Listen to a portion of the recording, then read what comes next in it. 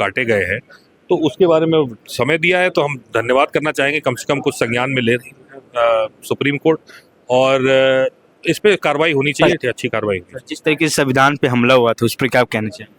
संविधान पे तो हमला आज से नहीं, सन 50 से आरएसएस कर रही है भाई। बाबा साहब के ऊपर हमला करती है और आज भी हमला कर रही है।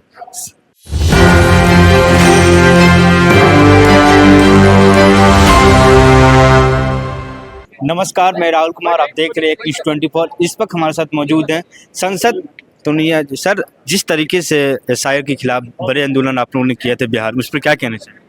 एसआईआर के खिलाफ तो देखिए, अब कहीं थोड़ा बहुत संतुष्टता भी है, कहीं जो है असंतुष्ट भी हैं कि जो अब तक कार्रवाई हुई है उससे।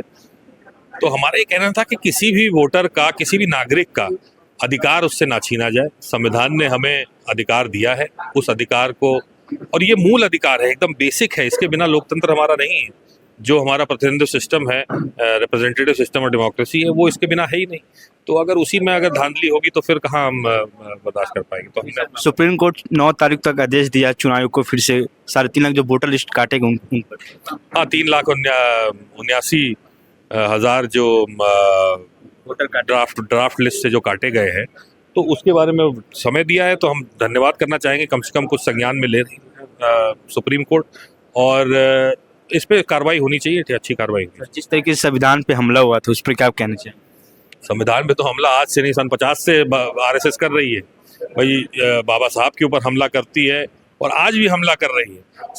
जस्टिस गवई पे जूता फेंकना, ये कहीं ना कहीं भाजपा और आरएसएस के विचारधारा के लोग ही हैं जो कर रहे हैं, क्योंकि कोई भी संविधान को मानने वाला लोग उस न्यायपालिका के मंदिर में, सबसे सर्वोच्च न्यायालय है और सर्वोच्च जो है हमारे मुख्य न्यायाधीश हैं, उसके ऊपर ऐसा करेगा तो कहीं ना कहीं गड़बड़। बिहार में महागठबंधन चुनाव को लेकर क्या संदेश देना चाहिए?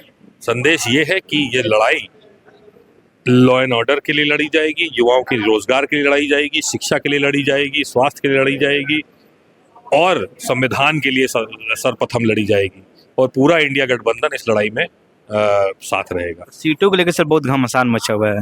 देखिए, सीट क्लियर है, 1-2 सीट जो विवादित है उस पर नहीं है, बाकी 1-2 दिन में सारे पार्टी के हाईकमांड डिक्लेयर कर देंगे कि किसकी सीट किसके हाथ में। दलित परिवार पे क्या कहना चाहेंगे? उस यूपी से सर आप आते हैं, वहाँ भी बहुत दलित परिवार रहते हैं।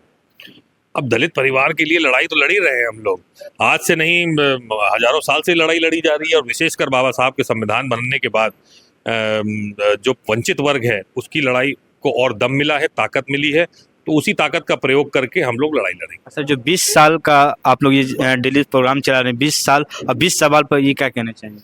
अब 20 सवाल हैं जो मुख्य सवाल हैं, समाज को जिसमें प्रभावित करते हैं, और जो नाकामियां हैं नीतीश कुमार सरकार की, उसको उजागर करने के लिए सवाल करेंगे। तो देखिए, जिस तरीके से आपने देखा, जो सांसद तनुज पुनिया जी, उन्होंने साफ तौर पे जो संदेश दिया बिहार विधानसभा चुनाव जो आने वाले और सीटों को लेकर, उन्होंने क्लियर कहा कि आज जो बैठक होगी कांग्रेस की तरफ से वो क्लियर कर दी जाएगी, कितनी सीटों पे चुनाव लड़ी जाएगी।